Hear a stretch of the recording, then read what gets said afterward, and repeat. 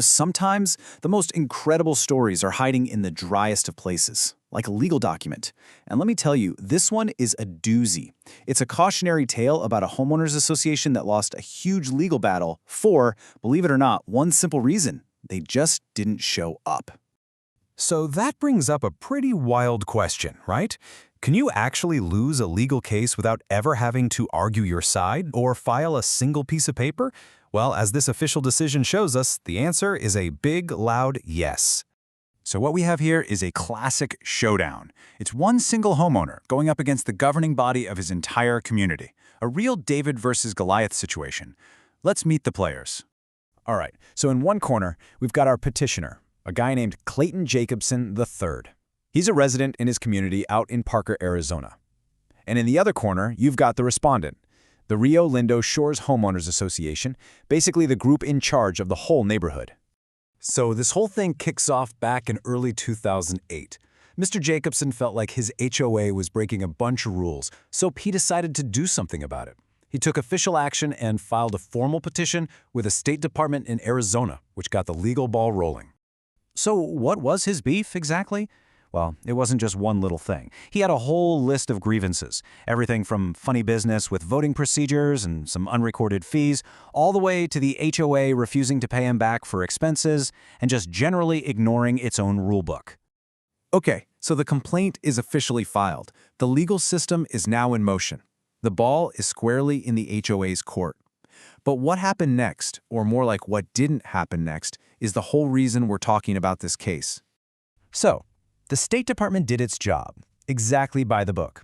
It sent an official notice of petition to the HOA, giving them the standard 20 days to file a response. Then, get this, after Mr. Jacobson added even more to his complaint, the department sent a second notice, again giving them another 20 days. 2 official notices, 2 legal deadlines. And this timeline just lays it all out. You can see the complete inaction. April 8th, the petition goes in. April 10th, first notice. April 14th, the second notice. And then, crickets. Just silence. The deadlines came and went. By May 15th, the state had no other choice. They had to issue a notice of default.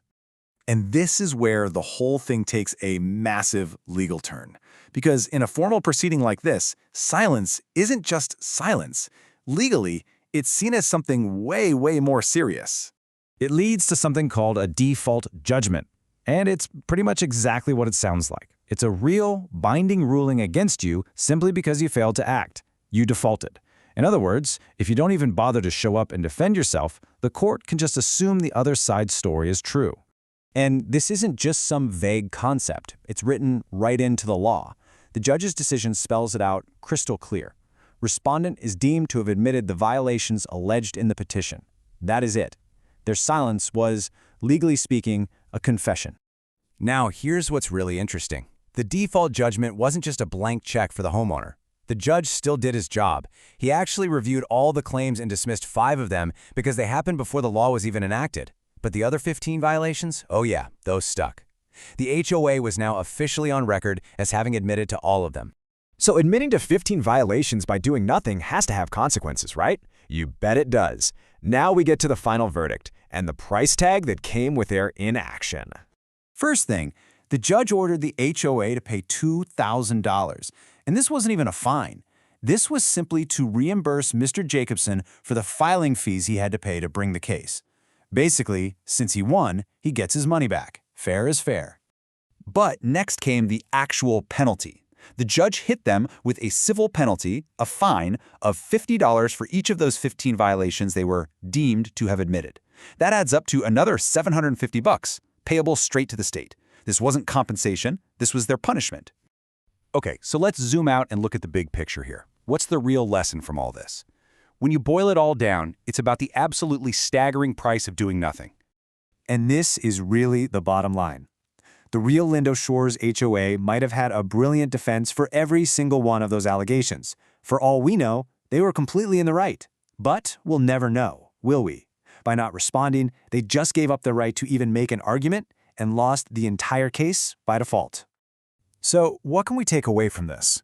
Well, a few crucial points. 1. Following official procedure isn't optional, it's mandatory. 2. Ignoring official mail, whether you're a person or a whole organization, can have disastrous consequences. And 3, it's a powerful reminder that our legal system is designed to work with two sides participating. It needs both parties to show up.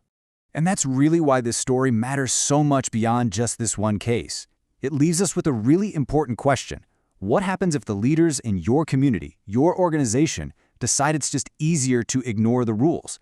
This case proves there's a process for accountability, but it only works if people are willing to use it, and if both sides show up to the conversation. A pretty powerful lesson from a dispute where one side never even said a word.